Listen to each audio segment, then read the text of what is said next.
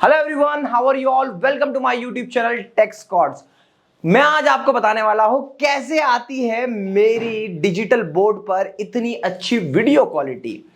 मैं आपको इस वीडियो को आगे लेके चलूं उससे पहले आपको ये बता दूं कि मैं आज आपसे कैमरा या पैनल या लाइटिंग सेटअप के बारे में बात नहीं कर रहा हूं। मैं आपको एक्चुअल में बता रहा हूं कि अगर अच्छा कैमरा, अच्छी लाइटिंग सेटअप और अच्छा पैनल आपके पास में हो, उसके बाद भी आपके वीडियो की क्वालिटी वैसी नहीं आ पा रही है, तो कहां लैग कर दे रहे हो आप टीचर्स, क्रिएटर्स। इस बात को समझना पड़ेगा कि पैनल पे जब भी आप पढ़ाओ तो आपकी वीडियो क्वालिटी खराब क्यों आ रही है और मेरी इतनी अच्छी क्यों आती है। मुझे कॉन्फिडेंस है मेरी क्वालिटी बहुत अच्छी है।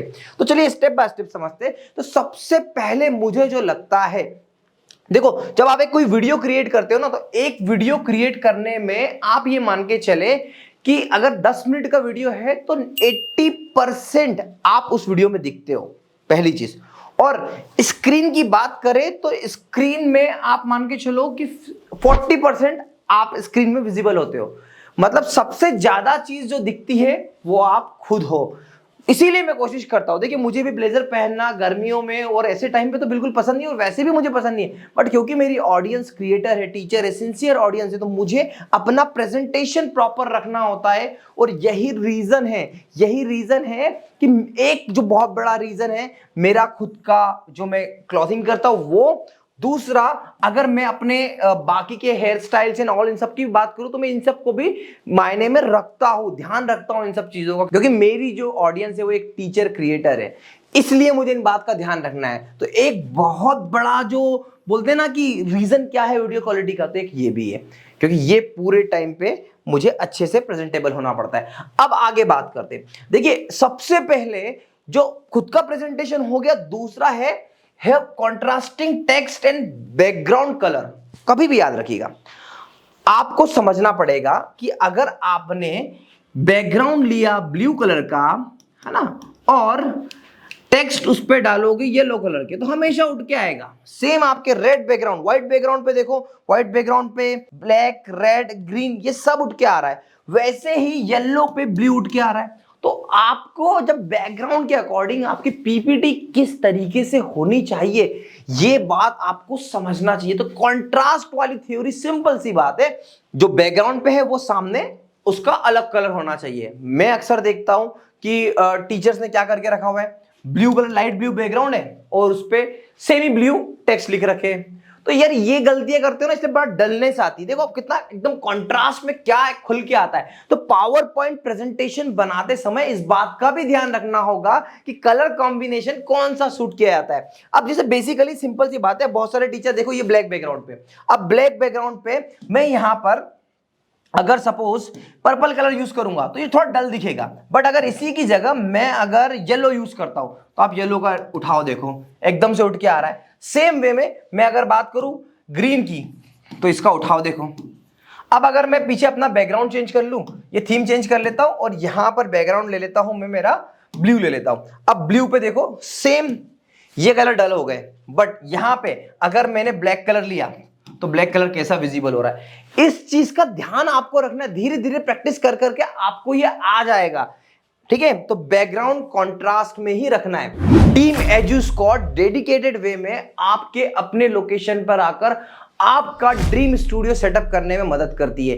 Panel, camera, lighting, painting, soundproofing, हर एक चीज हम लोग आपके लिए आकर करते हैं। और इस तरीके का ये जो स्क्रीन में आप देख रहे हो ना, ऐसा स्टूडियो डेवलप करके देते हैं। अगर आपको भी स्टूडियो बनाना है तो हमें इस नंबर पर कॉल करिए और आज ही जुड़ जाइए टीम एजू स्क्वाड के साथ। अब जो नेक्स्ट इंपॉर्टेंट चीज है, आपकी फॉन्ट साइज।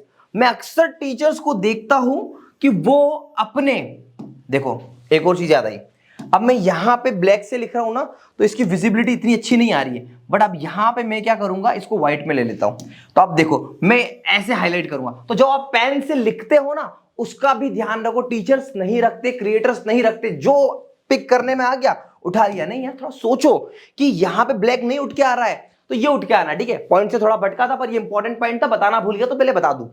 अब फॉन्ट साइज देखो, इतनी छोटी फॉन्ट साइज ना वर्क नहीं करती। आप कोशिश करो अपनी हेडिंग्स को कुछ इतना अच्छा बनाने की। दूसरा, जब सब हेडिंग लिखो तो उसको बोल्ड करके लिखो। बोल्ड करके लिखोगे तो ये इस तरीके से आएगा। इतने छोटे फॉन्ट्स को ऐसे विजिबिलिटी में बिल्कुल भी मत रखो।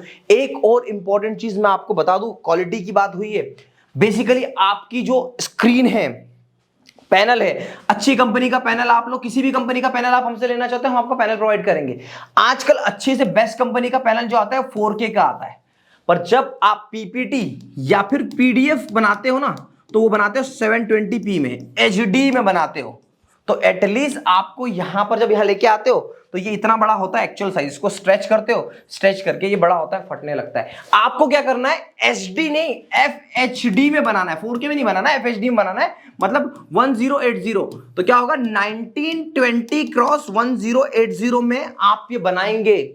तो इस बात का आपको ध्यान रखना है, इसी कारण आपकी पीपीटी ब्लर होती है। तो ये बात क्लियर हो गई कि फॉन्ट साइज, फॉन्ट सिलेक्शन बहुत इंपॉर्टेंट है। विजिबिलिटी करके देखो, कर करके सीखते हैं। देखिए कर करके इस पीपीटी को बनाने टाइम भी मैं सोच रहा था कैसे बनाऊं, क्या कलर रखूं, थोड़ा समय लिया, फिर समझ में आया। मैंने अपने चैनल के साथ में ऐसे 50 चैनल को एनालिसिस करा और देखा क्या रीजन है इनके वीडियो की क्वालिटी अच्छी आ रही है। ऑल्दो आपके पास में 4K PTZ कैमरा है, बेस्ट पैनल है, मैक्स, विवोटा, विवसोरी, किसी का भी पैनल ले लो, फिर भी आपकी क्वालिटी अच्छी नहीं आ रही है। तो दो रीजन हो सकते हैं। एक तो लाइटिंग के लिए तो मैं अलग से वीडियो कई बना चुका हूं, बड़ा ये इंपॉर्टेंट चीजें थी जो आपको बताना चाह रहा था। आगे बढ़ते और समझते हैं कि नेक्स्ट रीजन क्या हो सकता है। दूसरा, जब भी आप पावर पॉइंट बनाते हो ना, तो पावर पॉइंट पे ऐसी blur image, low quality image हमेशा आपको परेशान ही करेगी, आपको अच्छा आउटपुट नहीं देगी। इसीलिए आपको जो इमेज की क्वालिटी है वो बहुत अच्छी रखनी चाहिए। ये बहुत इंपॉर्टेंट है। ब्लर इमेज को इग्नोर करो, क्योंकि जब ब्लर इमेज दिखती है तो क्वालिटी खराब हो जाती है। अगेन फॉर्मूला वही, 40% मैं हूं तो 60% ये है। अभी 60% में ऐसी ब्लर इमेज होगी या फिर ऐसी प्रॉपर इमेज होगी तो क्या बेटर होगा। अगेन ये ध्यान रखिएगा, क्वालिटी अच्छी करने के पीछे पैनल पे तो बहुत सारे पर्सपेक्टिव में से एक ये भी पर्सपेक्टिव है। अब देखिए, जो भी पावर पॉइंट बनाते हैं ना, मैं आपको उनको बताता हूं। देखो मैंने जितने भी पीछे आगे के पावर पॉइंट बनाए आपको मैं दिखाता हूं। ये सारे पावर पॉइंट जितने भी मैंने बनाए हैं, मैंने बड़े क्रिस्प और क्लियर रखे हैं। देखो इसमें मैं क्या क्या चीजें लग सकता था, मैं चाहूं तो इसमें बहुत अच्छी भर भर के कंटेंट लिख सकता था, पर मैंने की पॉइंट सिर्फ लिखा है, कैसे आती है मेरी डिजिटल बोर्ड पर इतनी अच्छी क्वालिटी। ज्यादा बहुत सारी चीजें मैंने लिखने की भी नहीं सोची। यूजुअली टीचर्स क्या गलती करते हैं, टीचर्स गलती करते हैं भर भर के कंटेंट पावर पॉइंट में लिख देते हैं। अब देखिए, जब बिजनेस समरी का मैंने ये पावर पॉइंट बनाया तो यहां पर मैंने सिर्फ हेडलाइन और टेक्स्ट भर भर के डाल दिया। बट इसका मैं जब भी इस टाइप की कुछ प्रेजेंटेशन बनाता हूं तो मैं कुछ अपडेट करता हूं। क्या अपडेट करता हूं, यहां पे एक इमेज दी, यहां पे पूरा टाइटल दिया और इसके बाद में यहां पे कुछ और डिस्क्रिप्शन। तो मतलब कहने का मतलब यह है कि भैया सिर्फ और सिर्फ टेक्स्ट से प्ले मत करो, इमेजेस प्ले करो, थोड़ा क्रिएटिव वे में दिखाना स्टार्ट करो। इस तरीके से कुछ ब्लर हो रहा है, ये भी काम नहीं करेगा। तो ये प्रॉपर देखो, फाइनेंस एग्जांपल कुछ ऐसा है। तो पावर पॉइंट प्रेजेंटेशन को थोड़ा सा टेक्निकलिटी वाइज समझना पड़ेगा आपको, देन ओनली आपका जो प्रेजेंटेशन है, आपका जो वीडियो है वो अच्छी क्वालिटी में आएगा। 4-5 पॉइंट आपने समझे, क्या क्या समझा हमने समझा सबसे पहले इमेज हमारी अच्छी होनी चाहिए, फिर हमने हमारे टेक्स्ट के बारे में बात करी, फिर हमने कंट्रास्ट के बारे में बात करी, फिर हमने हमारे खुद के प्रेजेंटेशन के बारे में बात करी। ये सारे छोटे छोटे पॉइंट्स है, अगर जब आप इन सारे पॉइंट को कंक्लूड करते हो तब जाके आपकी वीडियो क्वालिटी और ज्यादा बेहतर होती है।